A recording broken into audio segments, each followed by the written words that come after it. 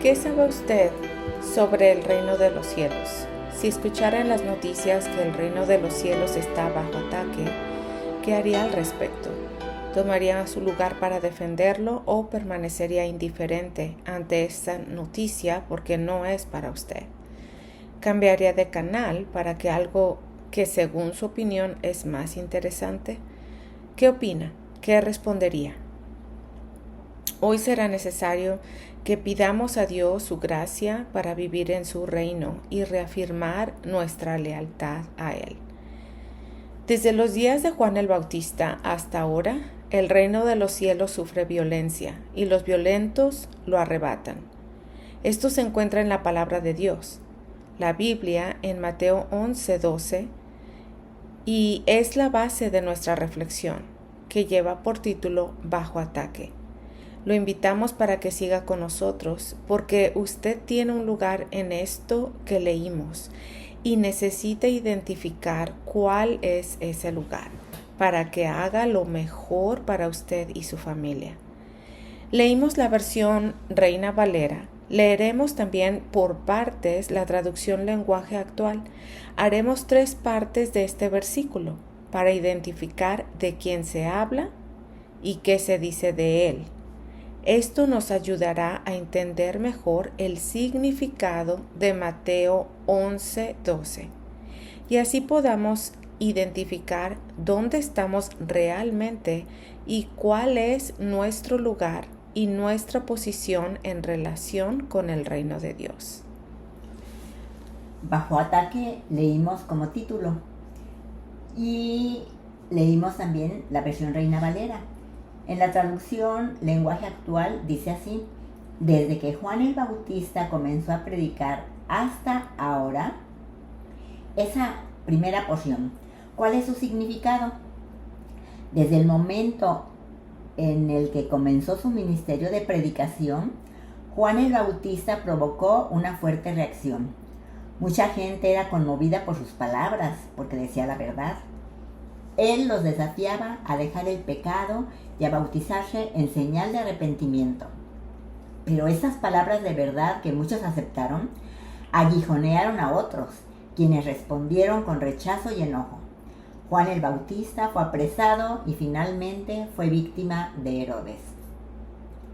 Pero el reino de Dios no puede ser dominado por la violencia humana. El Señor Jesús, a quien Juan presentó como el Cordero de Dios, ya había iniciado su ministerio. El reino de los cielos siguió siendo anunciado y muchos lo aceptaron. En Lucas 16:16, el Señor Jesús dijo a sus discípulos y a algunos fariseos que estaban ahí burlándose de él: la ley y los profetas eran hasta Juan. Desde entonces el reino de Dios es anunciado y todos se esfuerzan por entrar en él. ¿Dijo todos? ¿Usted se encuentra incluido? ¿Usted se esfuerza por entrar y pertenecer al reino de Dios a pesar de las presiones o de la indiferencia? Sigamos leyendo la segunda parte. En la traducción lenguaje actual, el reino de Dios avanza a pesar de sus enemigos. Entonces continuamos con la premisa de que el reino de los cielos está bajo ataque. Cuando se habla del Señor Jesucristo, algunas personas rechazan el mensaje porque piensan que esto es una nueva religión. Escuche, el Señor Jesús es el Hijo de Dios y vino para dar salvación a todos aquellos que lo aceptan como Salvador de sus vidas. ¿Usted lo ha aceptado o lo ha rechazado una y otra vez? ¿Seguirá haciendo lo mismo? El Señor Jesús es el cumplimiento de toda la ley y los profetas. No es una nueva religión. En Romanos 8:1 dice: ahora pues, ninguna condenación hay para los que están en Cristo Jesús, los que no andan conforme a la carne, sino conforme al Espíritu. Solo hay 2 reinos espirituales, no hay más, no hay otros reinos. Todas las personas a través de los siglos pertenecen a uno de ellos, según lo hayan decidido. Pero aquí necesitamos hacer un paréntesis para aclarar algo. Una nota. Debemos mencionar que los niños pequeños pertenecen al reino de los cielos. Esto está en Mateo 19:14. Escuche esto. También en Colosenses capítulo 1, versículos 13 y 14, dice la palabra de Dios refiriéndose al Padre, el cual nos ha librado del dominio de las tinieblas y trasladado al reino de su amado Hijo, en quien tenemos redención por su sangre, el perdón de pecados. Veamos entonces qué significa esto para nosotros. Todas las personas que se han arrepentido sinceramente y han aceptado a Cristo como Salvador, Dios les ha concedido el perdón de sus pecados.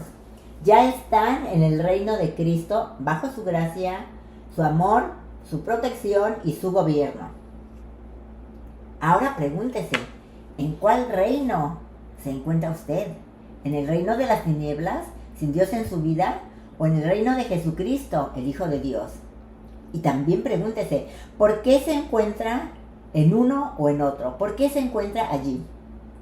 Si su respuesta fue, estoy en el reino de las tinieblas sin Dios en mi vida, porque no había escuchado esto hasta ahora, entonces usted ahora puede venir a Dios sinceramente arrepentido para que Él en su gracia lo traslade al reino de su Hijo.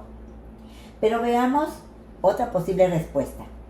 Si su respuesta fue, en el reino de Jesucristo, porque lo acepté como Señor y Salvador de mi vida, entonces pidamos la ayuda del Señor para permanecer fieles y proseguir adelante.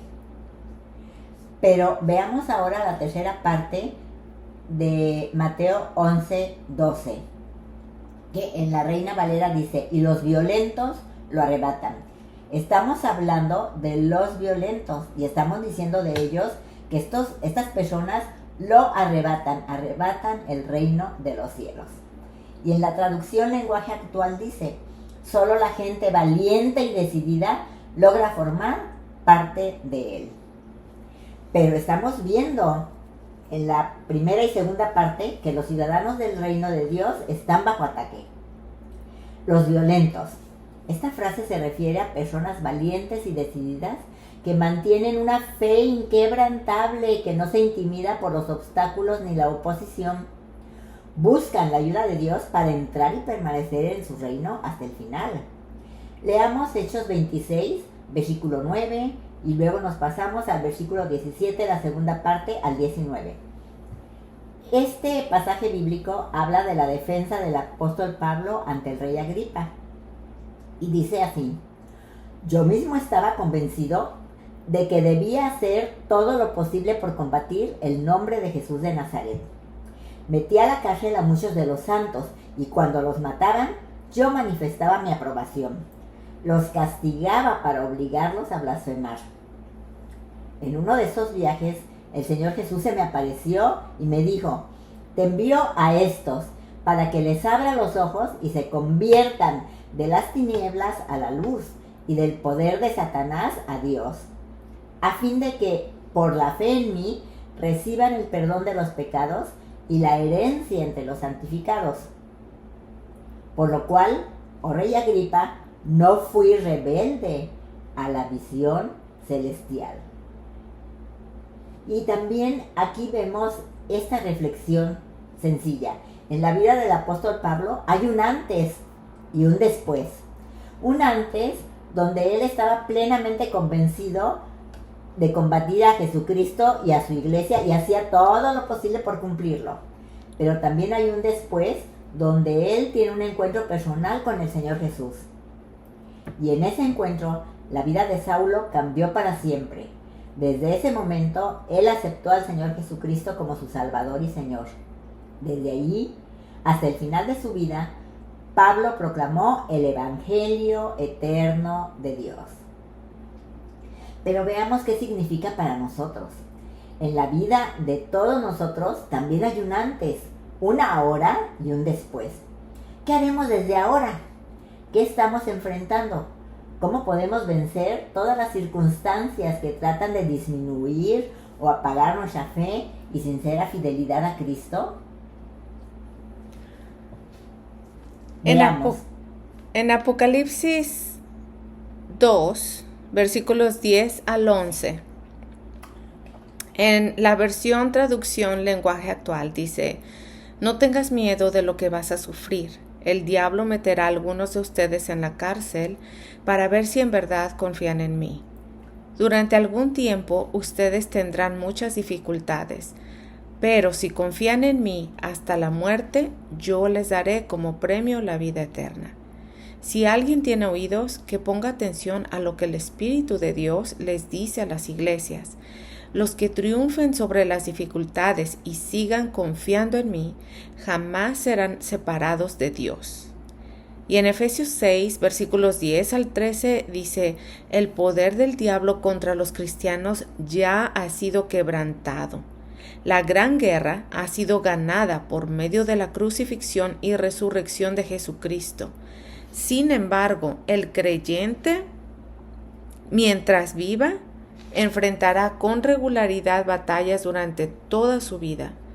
Por lo tanto, el cristiano debe estar siempre preparado para defenderse y mantenerse firme en su posición mientras se encuentra bajo ataque del enemigo. Para apartarnos de Cristo, el diablo usa astucia, engaño, trampas y todas las formas de maldad. Se opone a la obra de Dios y pervierte su palabra. Siempre que puede, estorba y obstaculiza a los siervos de Dios y a los padres de familia con la intención de debilitar congregaciones y familias, intentando sembrar dudas, desánimo, desconfianza y desobediencia a Dios. Tus hijos están viendo cómo estás enfrentando estas batallas. En estas luchas, ellos podrán ver en tu vida la eficacia de la fe en Dios que les has estado enseñando. Una familia de la congregación bajo ataque es lo que les vamos a compartir. Esta familia había estado orando para que Dios les concediera vender su casa que les tomaba lejos de su trabajo, de la escuela de sus hijos y de la iglesia donde se congregaban, lo cual era muy desgastante, pues implicaba ir y venir varias veces al día debido a la distancia.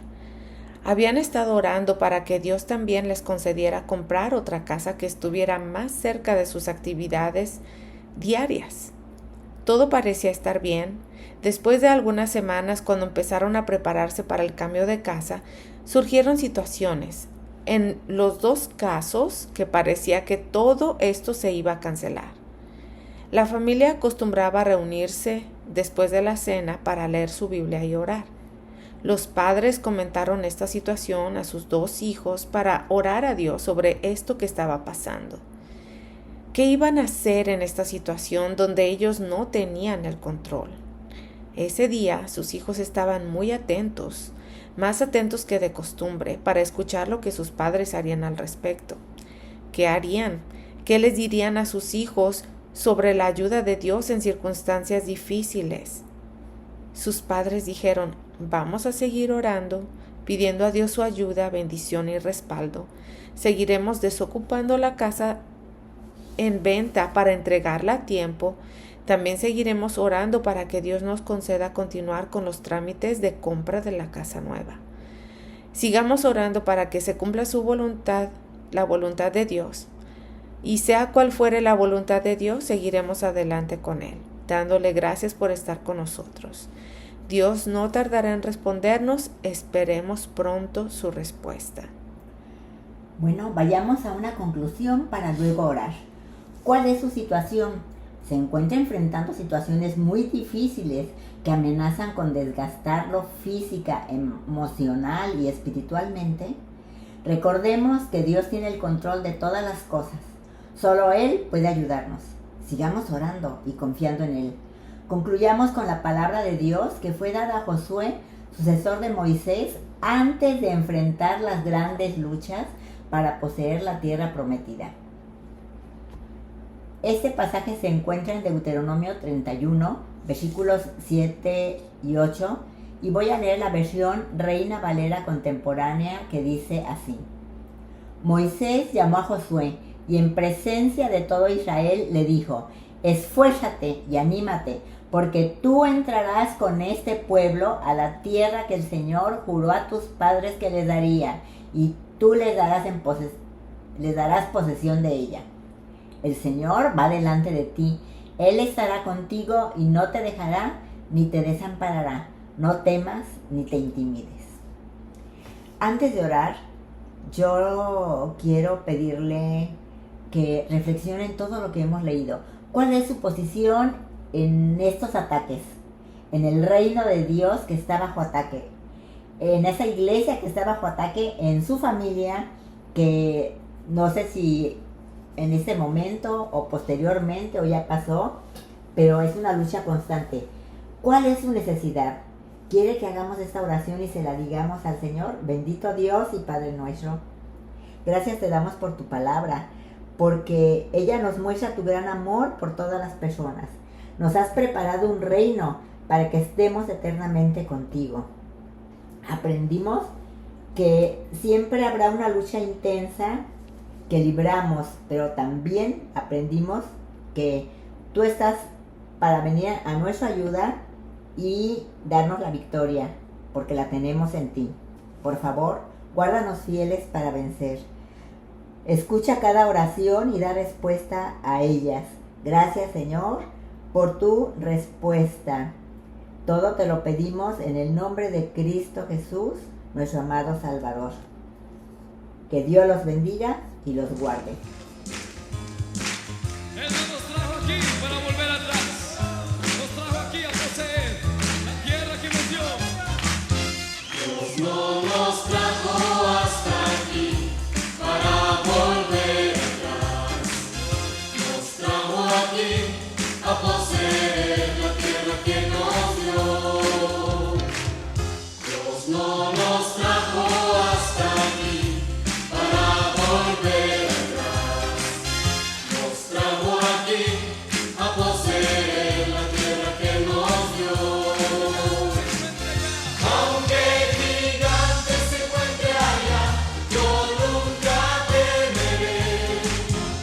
Nos trajo aquí a poseer la tierra que nos dio.